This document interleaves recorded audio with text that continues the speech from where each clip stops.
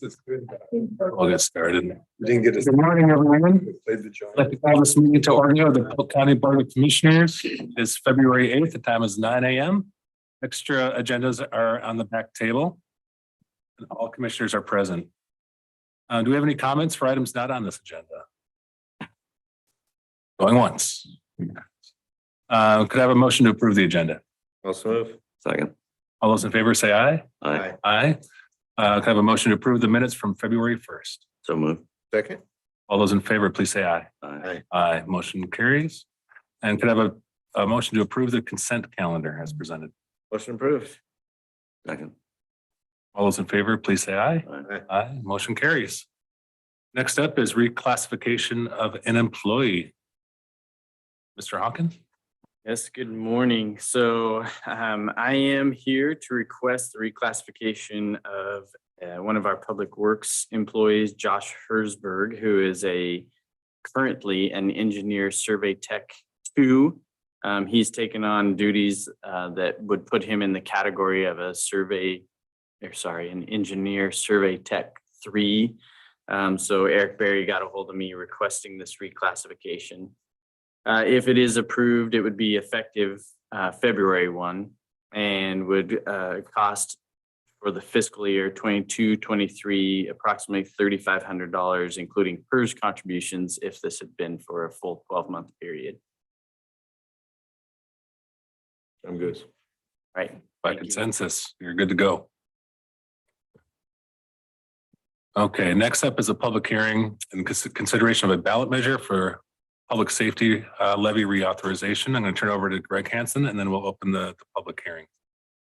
Yes, Mr. Chair, members of the board, before you today is a recommendation to place a local option tax, otherwise known as an operating levy measure, on the ballot for May 16th, 2023 in a general election to reauthorize the existing 2019 public safety levy in Polk County.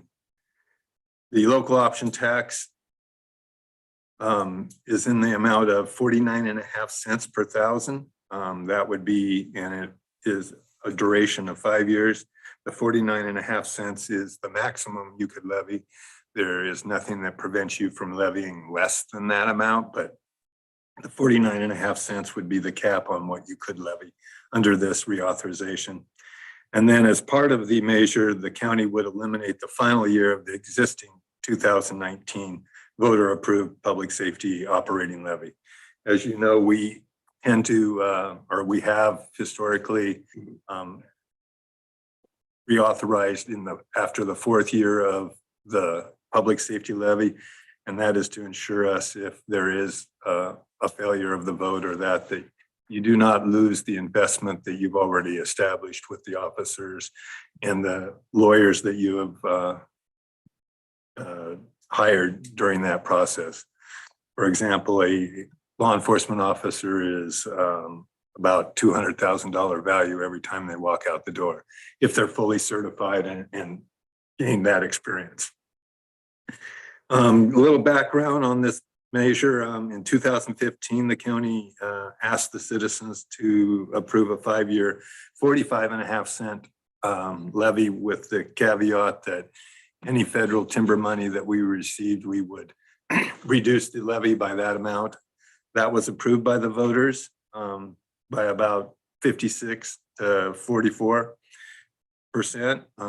In 2019, 4 years later, we asked the general public to reauthorize the public safety levy for an additional 5 years. And that amount was in 42.5 cents, but removed the caveat of reducing the amount with federal timber payments.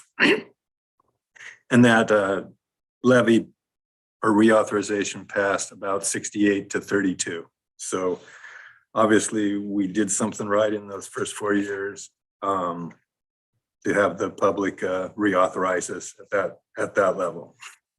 There are a number of questions that usually are involved in this levy. Those include, why are we reauthorizing a year early? Obviously, I explained that it's an attempt not to lose our previous investment. Um, obviously, you know, when will it occur? It would be May 16th of 2023. The other part of that is we would levy that new tax in the November tax statements. There are other questions that I don't need to go into detail on. However, there are some alternatives that you have under your power. We don't have to put something on the ballot this May. We have the ability to put it on in November of 2023 or again in 24 of May. You just run the risk that if there's anything that goes wrong, your ability to either remedy that or modify it becomes more difficult.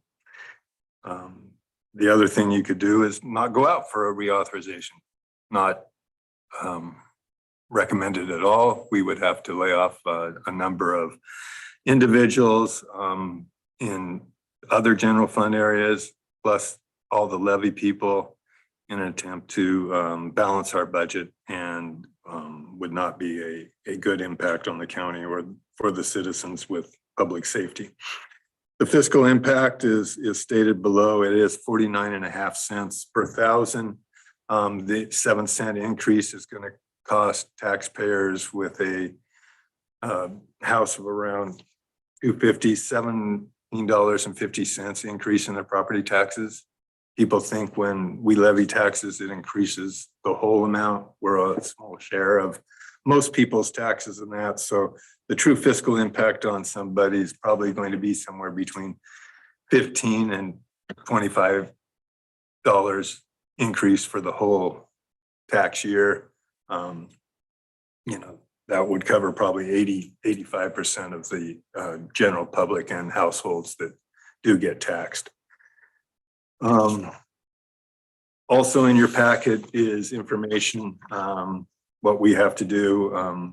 We're holding the public hearing tonight. At the end of that public hearing, after you vote, and hopefully you do vote, you would direct staff to develop an order that would be placed on the February 22nd agenda for your approval. Once that is approved, then we would take that to the clerk no later than noon on February 24th so she can get it published in a timely manner. Once it passes all the reviews that the county clerk is required to have done, then we would come back to the board and file the measure on an agenda and then take that to the county clerk no later than March 16th of 2023. Also included in your packet is an example of the notice that we sent out. It was advertised in the paper twice, describing what we're talking about today. There's also, the next page is a draft voters ballot title and everything. We would transpose this onto the proper county clerk form once the order is approved, and then take it to the clerk. She will publish it and we'll go from there. There's an example of what this levy will generate and what you're getting with your 49.5 cents.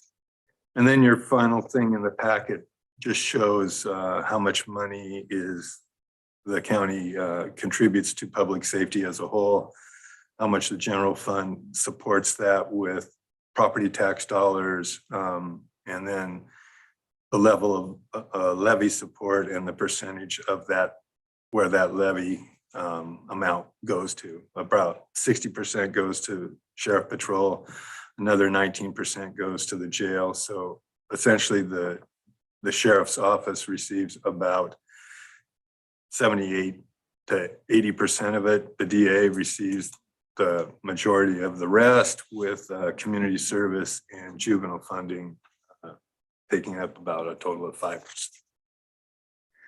I'd be happy to answer any questions prior to you opening up the public hearing. If not, I'm available to answer any questions that occurred during the public hearing. Thank you for that very thorough memo and report. Any questions from the commissioners? What's the date that this board has to make the decision to move an order forward? You have to make a decision either today or next Wednesday. I believe we'll have now a quorum. You're back in time.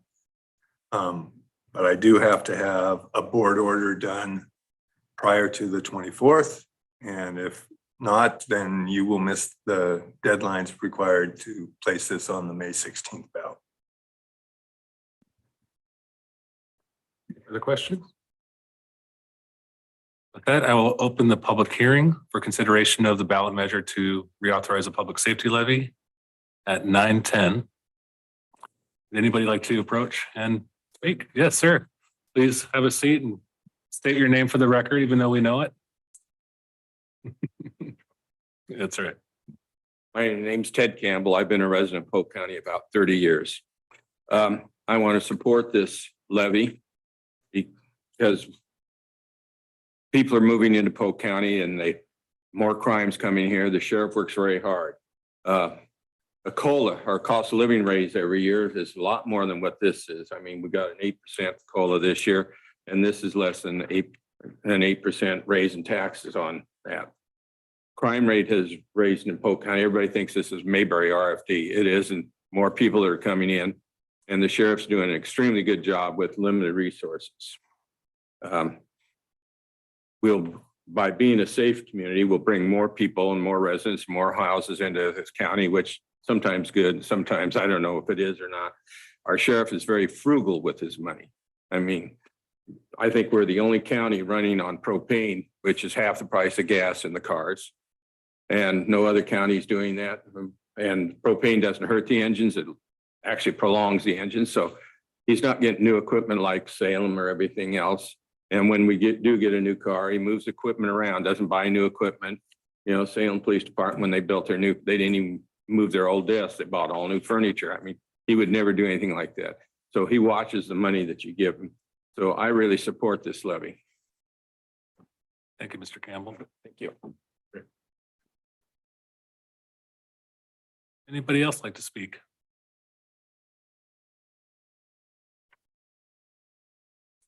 Okay, well, thank you so much. So next we are going to move into executive session, and when I reconvene the meeting, we will recess this public hearing, this meeting until 6 p.m. tonight. So members of the public, if their schedules align, can revisit us this evening. So we'll be back. I assume we do have executive session topics to discuss. Yes, sir. The board will now meet in executive session pursuant to ORS 192-660 sub 2D to conduct deliberations with persons designated by the governing body to carry out labor negotiations, and sub H to consult with legal counsel concerning the legal rights and duties of a public body with regard to current litigation or litigation like filed.